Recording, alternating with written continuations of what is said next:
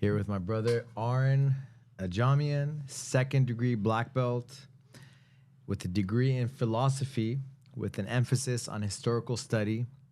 Thank you, brother, for coming up. I appreciate you. Appreciate your friendship. And, as we were talking the other day about the pyramids and those electrode, whatever they found underneath the pyramids.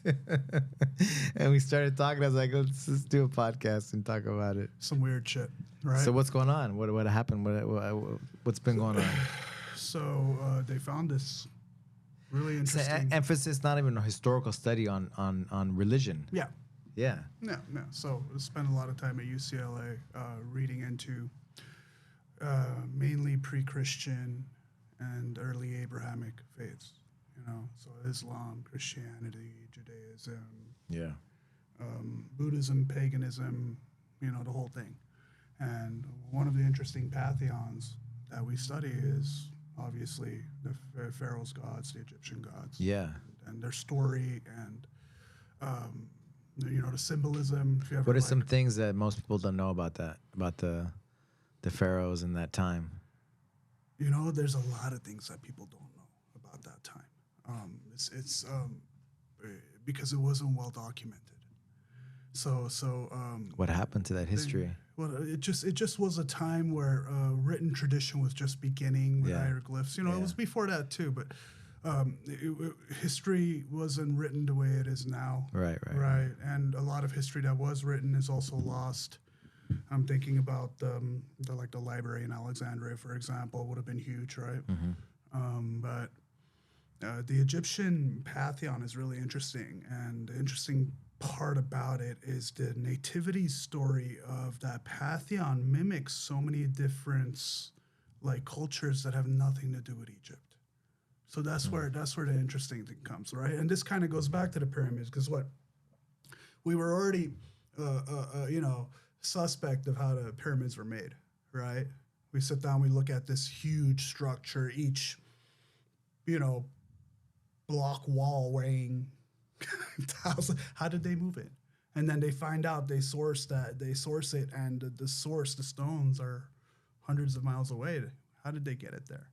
So that was already a little bit of okay, let's find a way, right? And I saw those reels. Some of the comedians are like in Egypt, it's a mystery, but in Mexico, everybody know because the Mexicans work so hard. Yeah, it wasn't a question. No, but for real, exactly. those there's all these mysteries, right? How do they move all those heavy things and so precise and all the. It's like the perfect center of landmass, right, in the world, and all these like thousands of years ago, right? Yeah. Not only that, the connection to, was it pi or was it the connection to the constellations? I can't remember. Yeah. It was something like all that. It was these insane. Things. So there was a lot of things that also, one more thing I didn't mention about you, world champion, okay? World champion, jiu-jitsu world champion, okay? Thank you, all right. Got to make sure I say that. Yeah. I'm proud of that. Proud of you. We won I won my first with you. Yeah, together on the same day. The year where you won the Nogi Worlds, I won it too. Yeah. That was pretty cool, man. Good times. Yeah. We had to talk a little bit about jiu-jitsu, right? So we were already very suspect about how it was built, right? Mm-hmm. We were like, okay, we can find explanations that might pass, and we'd be like, okay, they use water and flotation devices to raise it up, and the science is there a little bit. Okay, so let's say it took 100 years to build that pyramid because they didn't have the tools, right? They had to do it slow, they had to do it the hard way, right? Okay, and we go, okay, fine, let's give it to them. Let's say we were primitive and it took 100 years to build this pyramid. So they did this satellite, it's like a sonar. Mm-hmm. Okay, that goes deep into the earth, and they were allowed recently, right? Yeah, very recently, probably like 2 weeks ago. Yeah, and so they were allowed to do it to the pyramids, or I don't know if they were allowed or not, but they did it, and they come to do it. They come to find out that there's a structure that runs almost 2,000 feet deep underneath it. It's cylindrical walls from what they can see, and it has a spiral around each cylindrical wall. Now, is this like the tell-all, like, oh my God, you know, here's the proof? No, it's very close though, you know, because we already had a hard time imagining, you know, the Egyptian people building a pyramid over 100 years, right? Or whatever it was, 30 years, 50 years. I'm not an expert. It's still a long amount of time. Now we have to imagine them digging out 2,000 feet, building these cylindrical things on top of And then it. below that, right, they have these they're on top of boxes, right? Yeah, so it's, they're like these Like structures. So electrical box or something. there's been conspiracy theories about the pyramids being like a natural, like 0 point generator for electricity.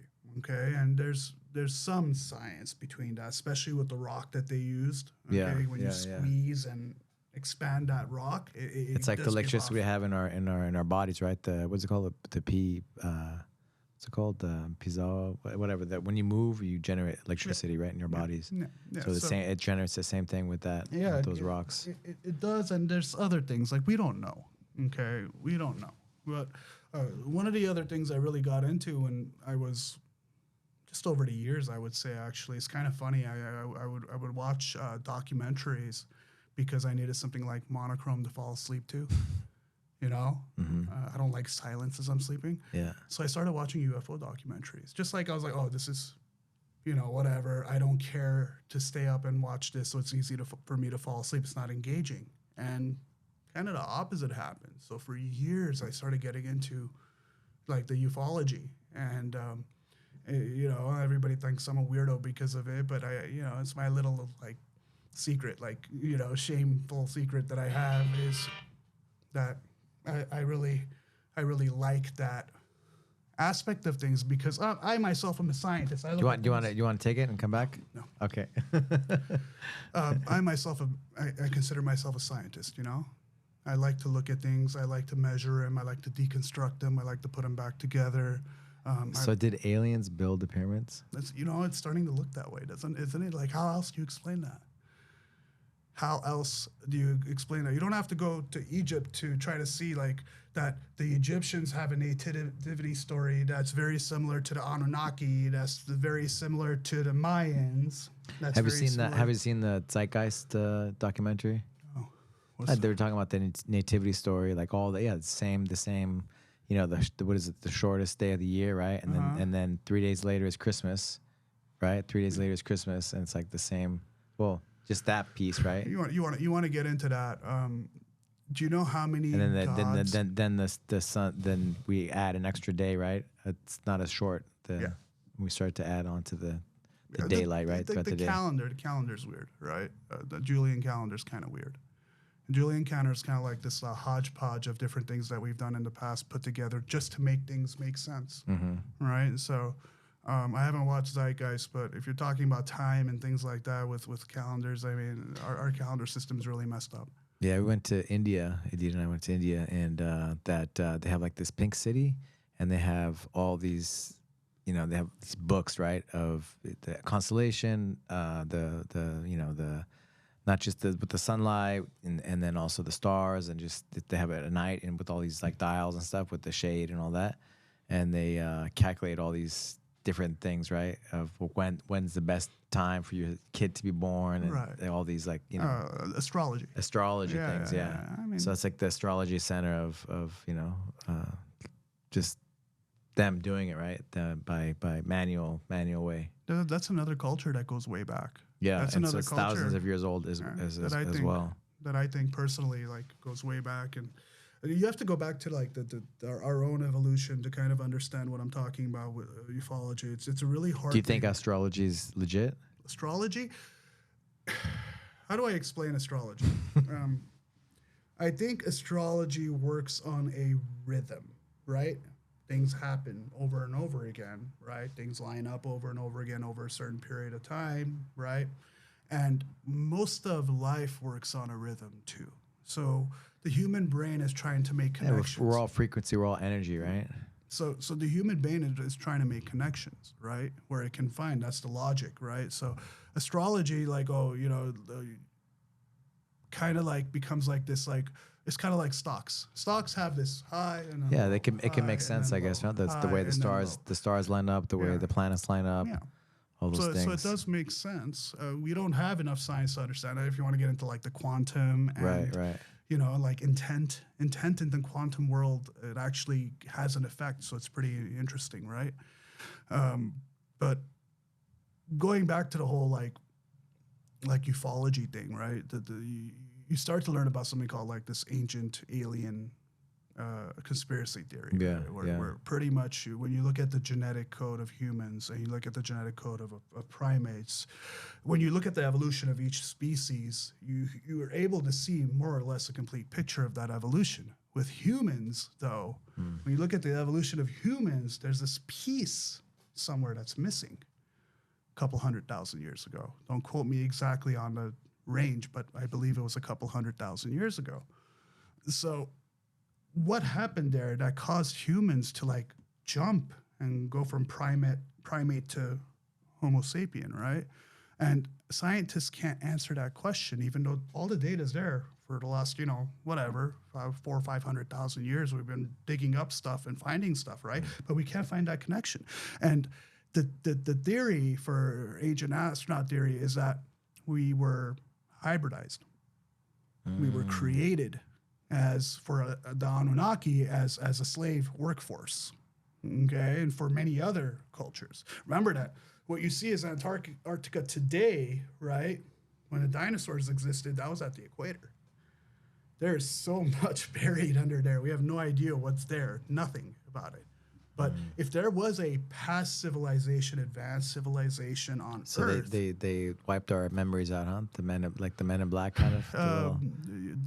let's talk about the biblical flood. Because that's what that, I think Noah's that Ark. was. Yeah, I think the biblical flood, the way that it's written in the Bible, was an actual, there's scientific evidence showing that there was a widespread flood on Earth, right? And I think that's one of the reasons why we don't see these civilizations anymore. They were wiped out, you know, because of that flood, as a part of it at least, you know? So there's a lot going on there that, like, you know, we can dive into, but specifically when you're talking about religion, the symbolism that is shared between continents from thousands of years ago, the nativity stories, the gods holding the same weird purse, one in Mexico, the other one in, you know, Egypt, right? How do you explain these things? And the only way you can explain it is there's a common denominator between them, right? So I wouldn't be surprised if they found something really, really interesting under the pyramids. But I also wouldn't be surprised if they just found, I don't know, things of importance culturally. You know? It's the actual building itself that's exciting. How did they build that? How are you going to explain that off? How are you going to explain digging a hole 2,000 feet into the ground? It's 600 meters. I don't even know. I think it's 3 feet per meter. Man, so it's so interesting. That whole thing. Once I saw that, like it was like 2 weeks ago, and then we started talking about the yin and the yang, right? The symbol, right? How old is that symbol? That yin and yang, it's thousands of years old. There It we predates go. Christianity. It predates a lot of things. I mean, and that's so an actual picture of quantum entanglement, right? Yep. And you want to get crazier into the quantum with intent. If you take 2 glasses of water and you put it in a room full of people, okay, and you start to freeze the water while they're there, okay, you bring the first one out and you tell everybody, I want you to think of thoughts of love. Send loving thoughts to The way it glass of water. crystallizes, yeah. The way it crystallizes changes if you're sending negative thoughts to it. How's that possible? It is possible because when you go back to that double slit Yeah, experiment, it takes into the frequency, right? it's crazy. Connects with the frequency that you give it. And that's why there's some people out there that like people just want to be around, you know? Like there's some people out there that just make you feel good. Yeah. You know, they lift you up. Yeah. So like you actually have that charm, Professor. Like I like being around you. I feel good when I'm around you. We talk about good things. It's never negative. It's always about pushing each other, bettering each other. Like you just give off that vibe. And so like I think that vibe is something that has something to do with that. The Einstein calls it, right? Constructive wave interference.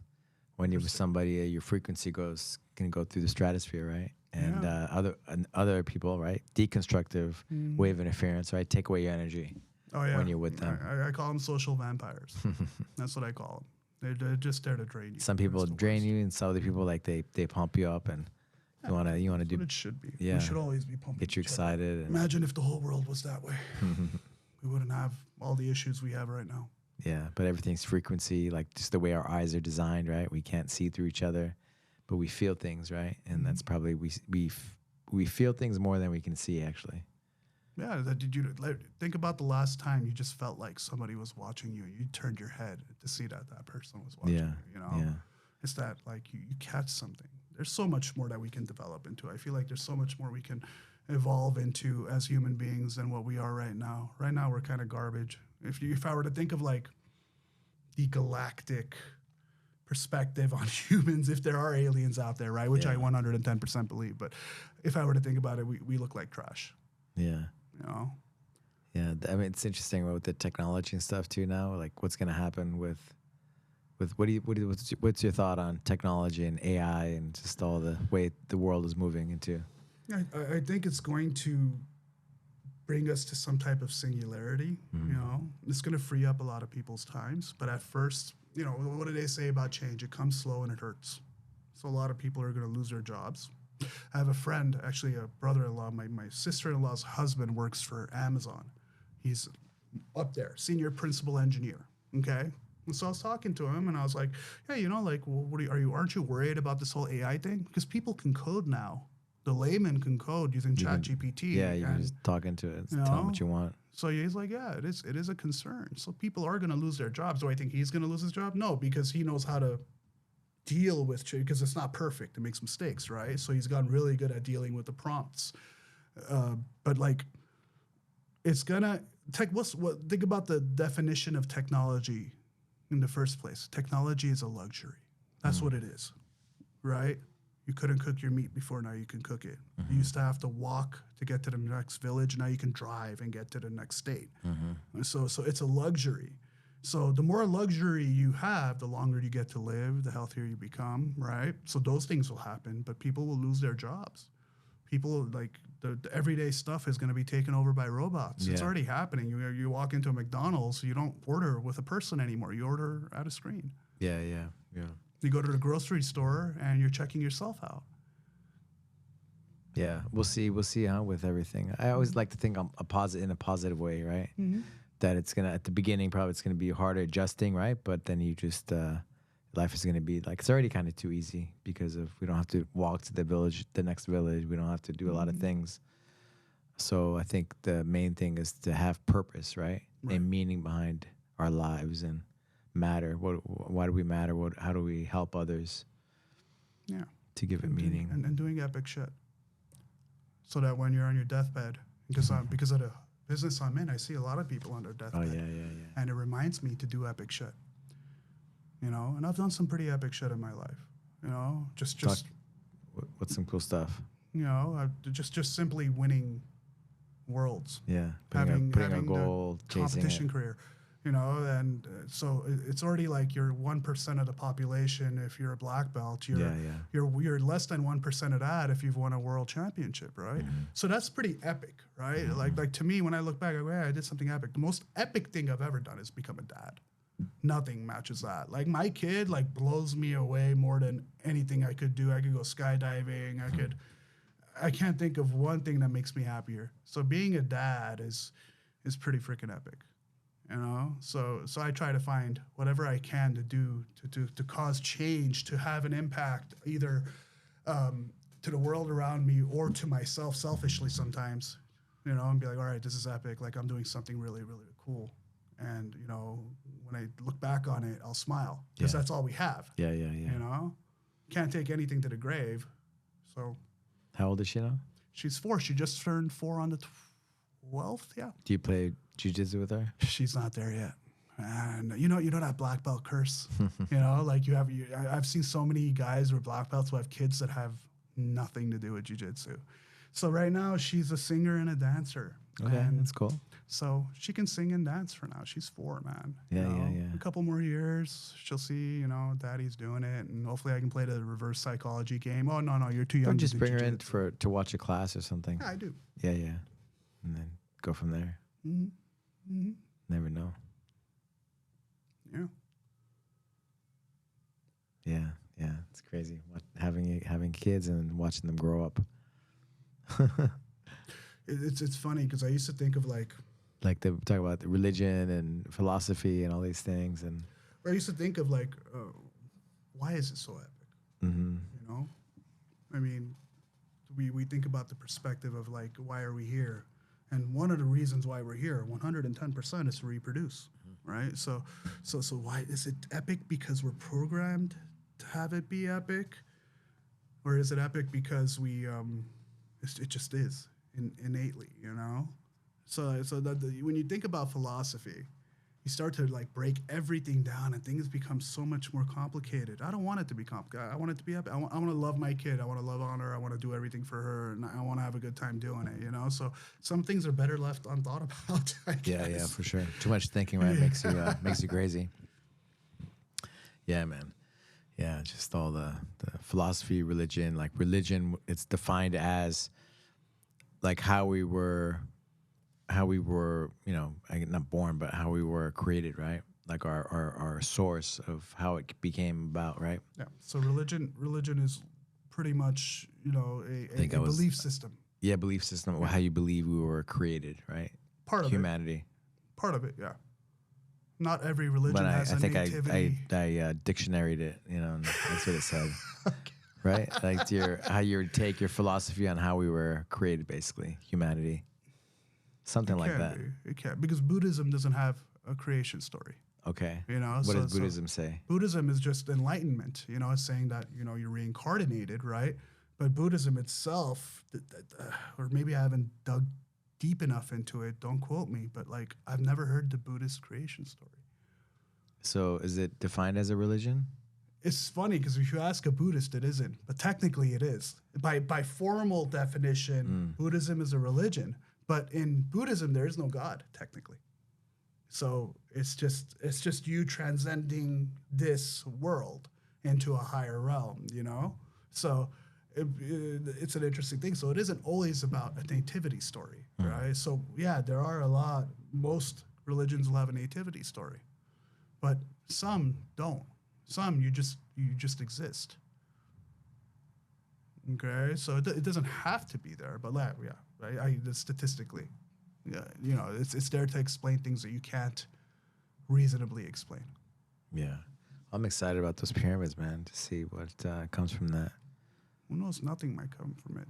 Egypt might shut us down. Be like, hey, you can't touch it. We won't let you. We'll never let you get in there. We'll never let you. And we can just sit there and look at those images. And, it's real, right? I've seen it so many places now. Yeah, no. The images are real. The researcher is credible. You know, we made sure of that. But it's still, access is something else. You know, that's a protected piece of land. Are they going to let you dig in the first place and see what's under there? Yeah. Because it would be huge if they did. I'd love to know what's under there. Have you gone to the pyramids? No.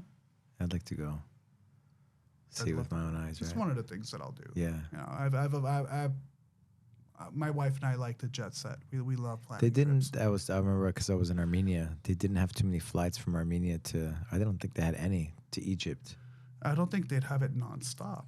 You'd have to go somewhere else. To like Dubai or Abu Dhabi or something. It makes sense. Fly to Dubai, and then Dubai is like an epicenter in Asia, so it would go everywhere. Egypt included, unless there's some type of conflict, right? Yeah. So, man, philosophy and religion. Your story and emphasis on history, but on pretty much on religion. Yeah. So, what made you want to study that? The most intriguing psychological human characteristic is faith. Why do I say that? There isn't much else on this planet that you'll kill for. Blind faith, you will kill. Neighbors will kill each other because one is Muslim and one is Christian, or one is X and one is Y, right? So I'm not a religious guy. I don't consider myself. I don't believe in a higher power. I don't have all that. Okay, it's just never been a part of me. But I am so interested in why people believe. And how people believe and how that affects them. But we saw that a lot, right, in the pandemic, right, where people believe, right? They see something and they believe it. I remember watching the news, right? And then kind of starting to believe and getting fear, right, from the belief, even though I thought differently, but then I watched it and I started to believe the way what they were saying. Yeah, you get conditioned. Conditioned, yeah. You know, and that's one of the things. Now, whether it's for better or for worse, that, you know, you put your kid through, you condition them. A lot of people will take their kids to church. They'll say, "Hey, there's a God. We're Christian, and we're this, and we're that." And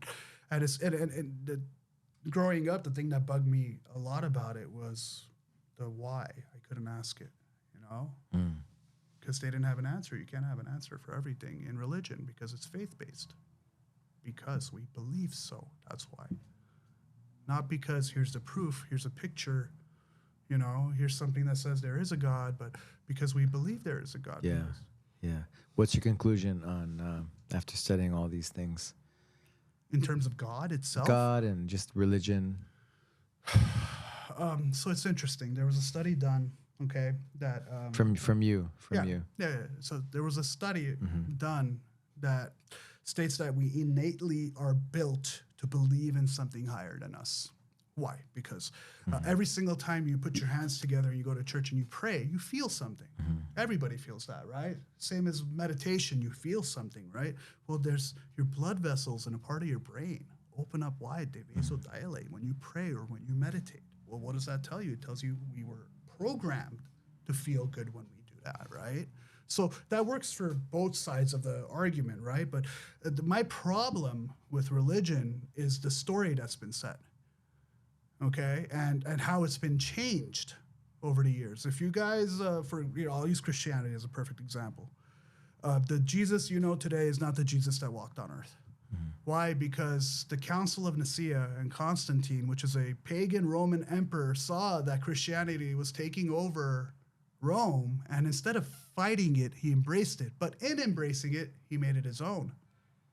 So he used it to control people and he used it to control the narrative. The Gospels that you see in the Bible right now are only a select few from many that were destroyed. So a Roman pagan emperor and his sorts decided what went in the Bible.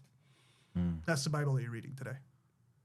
But if you read other scrolls, right, like the Dead Sea Scrolls, for example, and there's other Gospels. What's in the Dead Sea Scrolls?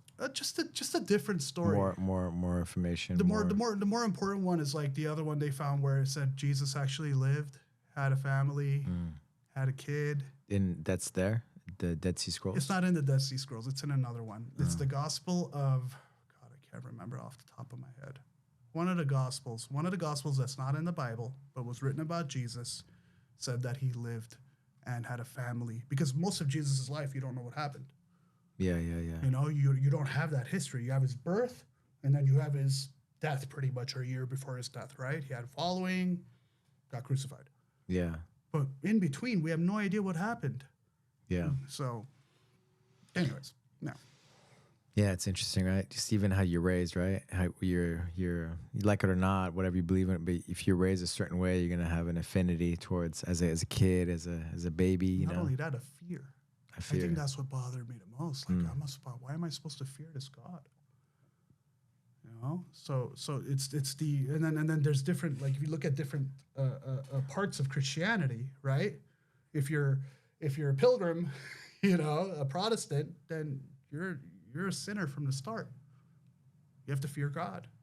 Same as if you're Catholic, right? You have to go confess. Yeah, we're talking about frequency, things that, you know, raise your frequency and things that, you know, bring your frequency down. And like, you know, we're talking about praying and these different things that should be raising your frequency, right? So that's your test, right? To see, is this good for me or is it bad for me? And if things maybe bring your energy down, then it's probably not. I mean, there's things that go up and down, right? But overall, it's not something positive that I'm sure there's helping, multiple influences there, right? Like if you're what you believe and what you thought, you know. So if you believe something else, you know, there's a lot of factors, right, in that. But overall, with a lot of people praying together and those things, you should be feeling good, right? Yeah. And it should have an effect, technically. If we're what we're seeing, you know, it isn't a guarantee, but we're seeing that you can have an effect without physical contact. Yeah. You know the pineal gland? Yeah. Yeah. So it's like our antenna, right? To to they say that. Yeah. to tap into their frequency and the quantum field and all that. Yep. And they Then say, you get into like the DMT use and trying to change your level of consciousness to try to tap into things that you can't see right in front of you, right? So I've never done it, and I've never really researched it into it myself because I'm like, I don't want to play with that. But could it be possible? Just like your eyes can only see a certain range of color of light, right? You can't see infrared, right? You can't see X-ray. It's only a range, but there's a lot more going on there that you can't see. Is it possible that there's a lot more going on that we can't see, and taking DMT opens up that ability? we're talking about, right? You can only see certain things with your eyes. Like we can feel probably more things. We can feel more than we can see. Right. And so for sure, right? Those things are altering the way your brain works. Now there's this new school out there that teaches you to see blindfolded. Have you seen that article on that? No, but it's a video. Okay, coolest thing in the world. Guy's blindfolded. Okay, there's a bunch of different cards, color cards. They're just full solid color cards. Okay, the guy's standing there blindfolded like this. They're handing him the color cards, and he's correctly guessing the color every single time, and he's correctly guessing the shape every single time. Now I just briefly glanced at this. Yeah. But that is so cool if you could actually pick things up, because it is giving off a wave. Yeah. And if you have something inside you, like the pineal gland, right, that can pick up that frequency, then you could discern what like color it is. my grandfather's blind, and so like he had another sense, other senses, right, that were stronger and more. He was more dialed into those than his visual, right, because he didn't have that. So for sure, like he could hear things better. He could, and actually he would lose his hearing towards the end of his life, but he still had a sense of things, a really good sense too. It's crazy, man. Yeah. I'm blind. I can't imagine. But it makes sense, right? Other things become stronger. You hone in on them. Yeah. Becomes more important to hear and feel. We did a video on Savage, right? And we did like a little documentary, right? And he was talking about, like, if you ask me, jiu-jitsu is kind of like a religion, just because we were talking about raising your frequency, not to get all, religious with jiu-jitsu or anything, but it definitely, depending on the person, right, it can bring it up or bring it down, and you can see that on people's faces. Yeah. Especially it's a Sunday morning class. What's your take on, with your background and jiu-jitsu and frequency and those things? What are your thoughts? I think they're all interconnected, and I think jiu-jitsu is a great way to meditate. I meditate when I do jiu-jitsu, because meditation isn't just clearing your mind. It's also clearing your mind of everything else but one thing, right? Right. So every time I come train, I shut my mind off. Yeah. Yeah, I'm actively thinking about what I'm going to do next with my partner, especially in a training situation where I want to better. But you're completely present, right? You're completely in the moment. Nothing else gets like. And that's why I lose my mind when I get these calls in the middle of class or texts. I don't have a choice, I have to think. But like, I just want to shut off for an hour. Yeah. And that's the biggest benefit of jiu-jitsu. So that is like church. Yeah. Some people go to church to shut off for an hour and just be present and worship, right? I'm here for that. Depending on the people, right? Yeah. Your personality, how you're wired, whatever. Just having a few moments of just being completely present, not be thinking about anything else except for whatever is on hand, right? Yeah. And that in itself is not only whatever's on hand, but something that you love. Right? When you're focusing on something that you love, and it's easy to get lost in it. There was a Indian guy I think he was a double major on philosophy and meditation. Interesting. And so he was like, yeah, people think about just meditation, like you sit still, you don't do anything, but actually meditation is also actually doing things. Yeah. And so I was like, yeah, that makes sense with jiu-jitsu. Isn't yoga considered a type of... Right. Yeah. So it's another way, but jiu-jitsu is another way. Yeah. And today was a tough one, man. It was a tough class today. A lot of big guys. Just being out of shape. Oh, my God. But yeah, I mean, for me, religion, and I'm not knocking anyone's religion. I'm not here saying Christianity's bad or Islam is bad or whatever. I'm not. Religion should make you a better person. And if it does, continue following your faith. Yeah. But if you're a piece of shit and an armchair Christian or an armchair, like, and a Bible thumper who just throws books at people like that. Those are the people that piss me off. I think that's more the reason why I got into religion than anything else, because those people tick me off and I need to understand. You wanted to understand more. Why certain things? Yeah. Live and let live. Be a good person, right? Be a good person. Yeah. Help others. Me being be kind. Christian or or pagan or Islam should not change the way you treat me. My actions should change the way you treat me. You should, So, but why do people still do that? Yeah. So. Also, shout out to you for us kind of connecting people in Armenia for jiu-jitsu. It's been a long time. But they always give you a shout out, like just you made them believe that they could actually do it. Or you reached out to everybody that was out there, right? You want to go back and tell the story of how was the first time you went to Armenia? Yeah. So first time I went to Armenia, I was a purple belt. That's right. So I go out there and I'm like, cool, it's Armenia. I want to go train. Yeah, and, so everywhere I go in the world, I find a school and train to say that I trained there. I look it up and I see 2 schools, and call the first one, and the guy's like, yeah, come by. I'm like, okay. And I go there, and it's an MMA gym. And the guy there is like, I'm like, oh, yeah, so you have a black belt in jiu-jitsu? He goes, I have a black belt in everything. One of those. So anyways, bad school. Guy was not exactly perfectly honest with me, in my opinion, so I left. And then I called the other one, and Ruben picked up. And I'm like, hey, I'm looking for a school, this and that. He goes, listen, I got a blue belt from Gracie University. There is no school out here. I'm trying to build something. He goes, we train, as much as we can. We look for technique online, and, you're more than welcome to come join us. I'm like, great. I'll take honesty over bullshit any day. Went there, and Ruben and I, we became really good friends, and just slowly started to help him. It's not me, it was him and Vahan. Mm-hmm. I just helped them build a school. I maybe showed them one of the roads they had to take in order to get there of the many, right? And so I went back every year, and I helped them develop their program where I could, but the backbreaking labor was done by Ruben and Vahan and Andre. They're the ones out there busting their butts. Yeah, for sure. It was just really cool to be a part of it, of the history. And so we back every year, and Ruben finally opened up like a formal school. Mm-hmm. Our first school was, imagine like you go to Best Buy, right? But there's a second story to Best Buy, and it's just like a warehouse full of stuff, and that's where the first school was.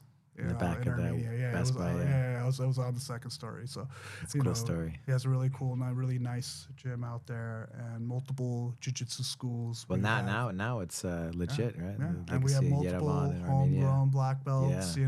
Really good competitors. Yeah, or Dre himself is a really, really good jiu-jitsu practitioner. I'm super proud of what he's become. It just developed, and now Ruben's here, and and the school's still strong over there. Mm-hmm. So I miss Armenia. I kind of got the short end of the stick the last time I went because we caught COVID. Right. So I'm looking forward to going back. Yeah, man. Yeah. For sure. Armenia was always amazing to me. Well, thank you, brother. Thank you for your friendship. Thanks for coming up. Always. And talking a little bit about some of those some weird stuff, some off-subject stuff, right? Yeah, that we usually don't talk about. Yeah. Been fun going to UFCs, and you were living in Vegas for how many years did you live there? 10 years. 10 years. Yeah. 10 years. I moved there in 2012 or 2013, and I moved back 2 years ago. So part of me misses it a lot, but seeing what it's done for my daughter to be back here. Family, right? Yeah. And plus it's nice to be back at this school, and back home to my roots, and come in and enjoy myself and shoot the shit. And the guys are so amazing here at the school, and the training's great. So, and no one has a noon class like you. No one. Mm-hmm. I've never, ever been to a noon class like yours. Yeah, so, I'm happy you're back. Me too, man. Me too. And thank you. Thank you, brother. Thank you. Sure.